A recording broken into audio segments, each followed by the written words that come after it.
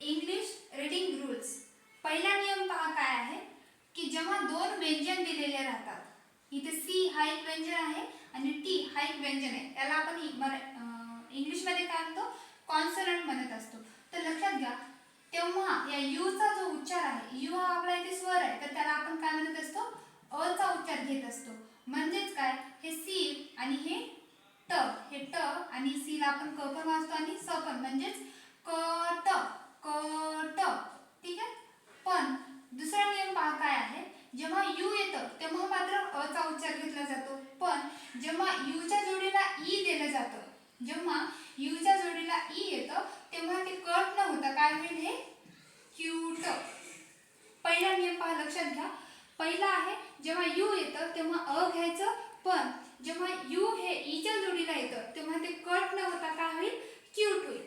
तर हा पहा बरं, जेव्हा बी हा एक कॉन्सोनंट आहे, टी पण हा कॉन्सोनंट आहे, त्या दोघांच्या जोडीमध्ये दोघांमध्ये यू हा स्वर आलेला आहे, म्हणून याचा स्वरचा उच्चार कसा होईल, अ, हे ब आणि हे ट, बट। पण जेव्हा यू च्या जोडीला ई आलं तेव्हा ते बट होईल का, नाही, त्याचा उच्चार काय होईल, ब्यूट।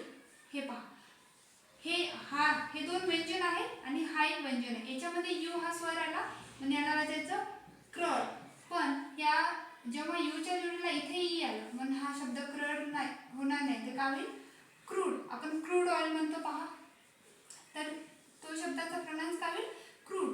हा पहा, पीन, हा काय होईल, पीन। दोन स्वर मध्ये हा आय एक, दोन व्यंजन मध्ये हा आय एक स्वर आला, पण आयच्या जोडीला जेव्हा ई येतं तेव्हा पीन होईल का, नाही, काय होईल, पाइन।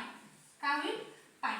हा सांगा बरं, आणि मला हा कमेंट मध्ये तुम्ही प्रोनाउन्स करून दाखवा। आणि एक अनाउन्समेंट आहे की आपण अशाच नियमांसाठी आणि इंग्लिश बेसिक लर्निंग, ज्यांना इंग्रजी वाचता येत नाही किंवा अडचण जाते त्यांच्यासाठी मी बेसिक इंग्लिश कोर्स आहे, ज्याच्यामध्ये ए टू झेड अल्फाबेट, 12 खडी, कशाला काय येतं किंवा शब्दांची रचना कशी करायची ते मी अगदी सोप्या पद्धतीने सांगितलेलं आहे, आणि त्याची फी फक्त 199 रुपये ठेवलेली आहे।